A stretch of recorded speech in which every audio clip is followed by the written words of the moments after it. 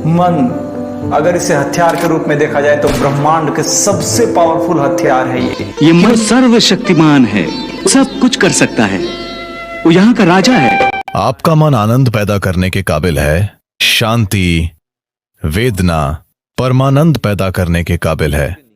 ये कुछ भी पैदा कर सकता है। अगर आप अपने मन को अपने वश में करने में सक्षम हो जाते हैं तो चीजें आपके अनुकूल चलने लगेगी। यूं कह लीजिए कि ये ब्रह्मांड आपके अनुसार चलने। आप या तो इस मन को एक चमत्कार बना सकते हैं या आप इसे पीड़ा पैदा करने वाली मशीन बना सकते हैं। आपका डर, आपका गुस्सा, ये सब एक ऐसे मन की उपज है जिसकी कमान आपने नहीं संभाली है। नमस्कार साथियों, आप इस वीडियो में हैं तो कहीं ना कहीं आप अपने मन के चंचलता को लेकर के बेहद परेशान हैं। आप पढ़ना तो चाहते हैं लेकिन पढ़ नहीं पाते हैं। आप अपने जीवन को लेकर के योजनाएं तो बनाते हैं लेकिन जब बारी आती है उन योजनाओं के ऊपर कार्य करने का तो आप वहां पे अपने आप को असमर्थ पाते हैं, आप असफल हो जाते हैं। आप लंबे समय तक किसी एक चीज के ऊपर फोकस होकर के कार्य नहीं कर पाते हैं।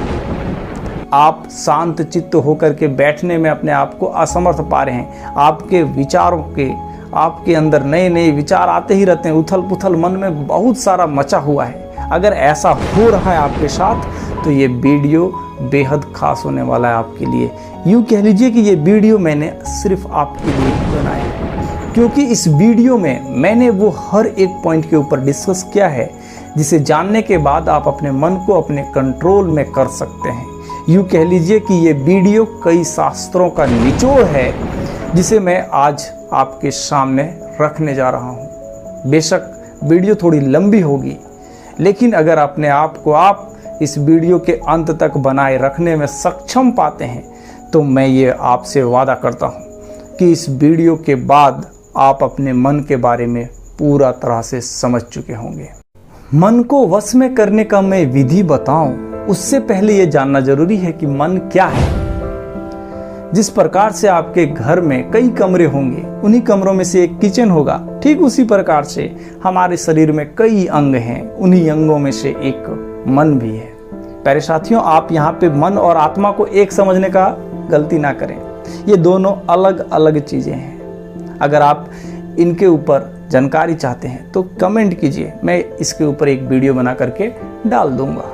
प्यारे साथियों, जिस प्रकार से मकान का नींव ईंट, पत्थर, बालू, सीमेंट इत्यादि चीज़ों से रखा जाता है, ठीक वैसे ही मन के चंचलता का भी नींव इंद्रियों से रखा जाता है। ये इंद्रियां जिन्हें हम सेंस ऑर्गन भी कहते हैं और ये 5 हैं: आँख, कान, नाक, जीभ और त्वचा जिसे स्किन भी कहते हैं। कैसे ये हमारे चंचलता को डिसाइड करती है उसे मैं एक उदाहरण के साथ बताना चाहूँगा। मान लीजिए कि आप किसी चीज़ को देखें और सुने जो बड़ा ही आनंद मिला उससे मन को। ऐसे गंदे चीज़ों को देखें, मन तो अक्सर गंदे चीज़ों की तरफ ही जाएगा, तो कुछ गंदे चीज़ों को आप देखें जिससे मन बड़ा ही आनंदित हुआ और मन कहेगा बार बार, अरे भाई इसी तरह का एक और कंटेंट देख लेना, अरे बड़ा मज़ा आता है, अरे बड़े मज़ा आ रहा है, एक बार इसी तरह का चीज़ों को सुनना, ये गाली सुनने में बड़ा मज़ा आ रहा है, अरे सुनना, ऐसा बार बार मन आपको कहेगा। वैसे ही अगर आप किसी चीज़ को स्पर्श किए और बड़ा मजा आया वो स्पर्श में, तो मन तो बार बार कहेगा ना कि अरे भाई एक बार और स्पर्श करना ऐसे ही चीज़ों को। और यही चीज़ों में हम फंसते जाते हैं, उलझते जाते हैं और हमारा मन अशांत होते जाता है। तो अगर मन को नियंत्रण करना है भैया, तो इन इंद्रियों के ऊपर आपको नियंत्रण करना बेहद जरूरी है। अब देखो, मन को नियंत्रण क्यों करना है, क्यों जरूरी है मन को नियंत्रण करना। तो प्यारे साथियों, अगर मैं आपको एक बात बोलूं कि आप एक घोड़सवारी कर रहे हैं और घोड़े का लगाम किसी और के हाथों में है, तो आप अपने आप को वहां पे कितना सुरक्षित महसूस कीजिएगा?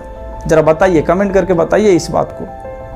आप वहां पे अपने आप को सुरक्षित महसूस नहीं कीजिएगा। ठीक वैसे ही ये मन बार बार जीव को बोल रहा है कि भाई ऐसे चीज़ों को कंज्यूम करो ना, ऐसे चीज़ों को खाओ ना जिससे मुझे बड़ा आनंद आता है, शराब पियो ना, मांस खाओ ना, ऐसे चीज़ों को खाओ जिससे मुझे बहुत मज़ा आता है। अब उसके मज़ा के चक्कर में सज़ा किसको मिलता है? शरीर को, और शरीर हो जाता है बीमार, और शरीर बीमार हुआ तो जीवन हो जाता है खराब। ठीक वैसे ही आँख और कान को ये मन बार बार प्रेरित करेगा कि अरे भाई ऐसी चीज़ों को देखो ना जिससे बहुत मज़ा आता है, आनंद मिले मुझे, और बार बार हम उधर की ओर जाते रहते हैं। जिससे क्या हो रहा है, हमारा समय हो रहा है बर्बाद। ऐसे हम घंटों घंटों समय अपना बर्बाद कर देते हैं ऐसी चीज़ों को देखने में जिससे हमारा कोई भी मुनाफा होने वाला नहीं है, जीवन में कोई भी उसका उपयोग नहीं है। ऐसे कंटेंट, ऐसे हम लोग वेब सीरीज़ों को देखने में बहुत समय बर्बाद कर देते हैं और हम वहाँ से क्या सीखते हैं? कुछ भी नहीं। क्या निचोड़ निकलता है जीवन में? क्या उसका उपयोग है? कुछ भी नहीं।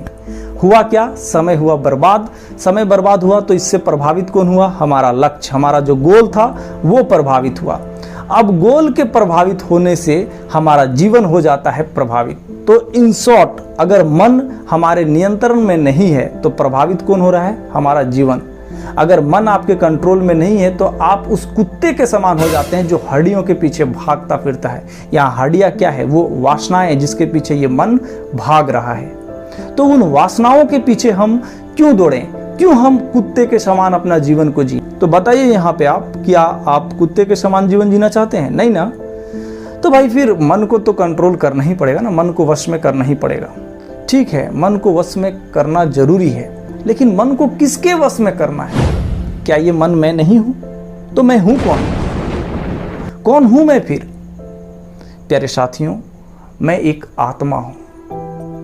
हम लोग सब एक आत्मा है जो हमारे अंदर कहीं भीतर में शांत चित्त होकर के बैठा हुआ है इस मन के चंचलता के कारण से। जब हम इस मन का लगाम उस आत्मा के हाथों में थामते हैं और वो आत्मा जो है सो उस परमात्मा के साथ कनेक्ट हो जाता है, उसके बाद तो भैया जीवन में मौज ही मौज है।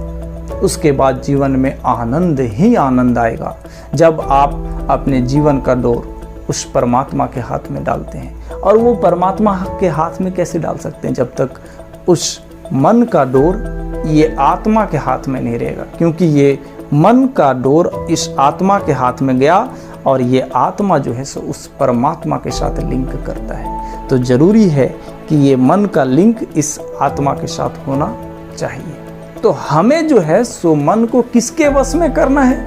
हमें मन को अपने आत्मा के वश में करना है।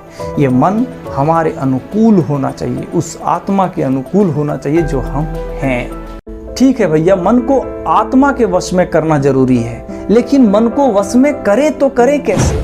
प्यारे साथियों, मन को वश में करने का अलग अलग शास्त्रों में अलग अलग तरीके बताए गए हैं, जिसमें से सबसे जो आसान तरीका है वो है भगवद गीता में बताया गया भगवान श्री कृष्ण के द्वारा मार्ग। मैं उस चीज को आपको बताने जाऊं उससे पहले आपको भगवद गीता का 4 श्लोक सुनाना चाहूंगा, जिससे आपको वो उपाय समझने में बहुत मदद मिलेगा। अध्याय 2 श्लोक संख्या 47। आध्यात्मिक समर्पण। तुम केवल कर्म का हकदार हो, ना तू फल का।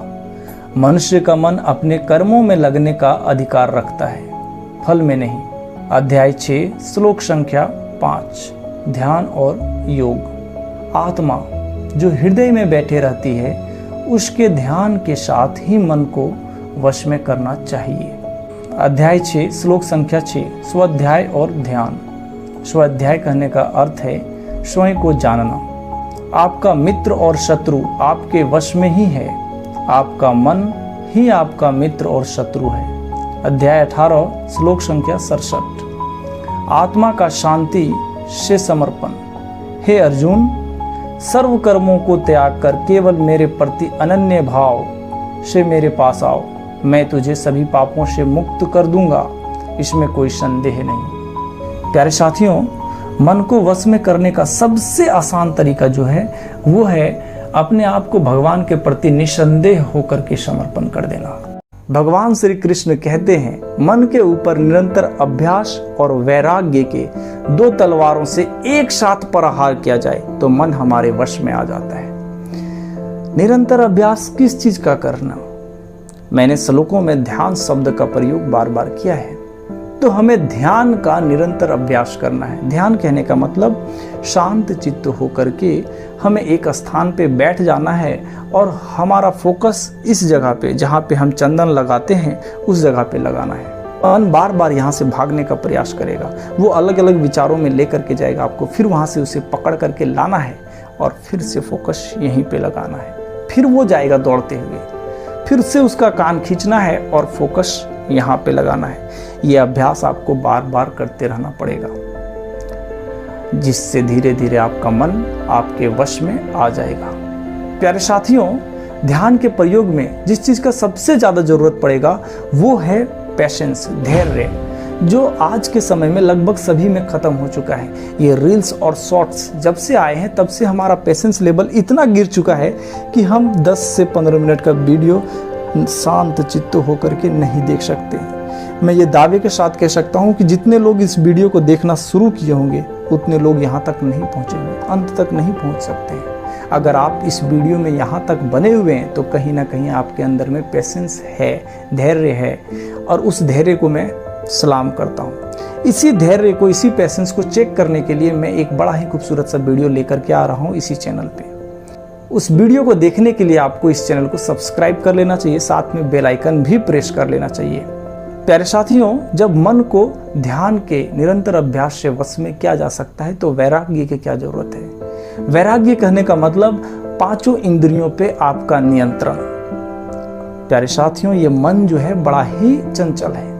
अगर आप इसे एक बार अपने में बांध लेते हैं तो ये बार बार चाहेगा कि उस बंधन को तोड़ो, लेकिन वो बंधन को तभी तोड़ पाएगा जब आपका इंद्रियां आपके नियंत्रण में नहीं रहेंगे। तो आपको अपने इंद्रियों के ऊपर में नियंत्रण रखना पड़ेगा ताकि ये मन आपके वश में हमेशा बने रहे।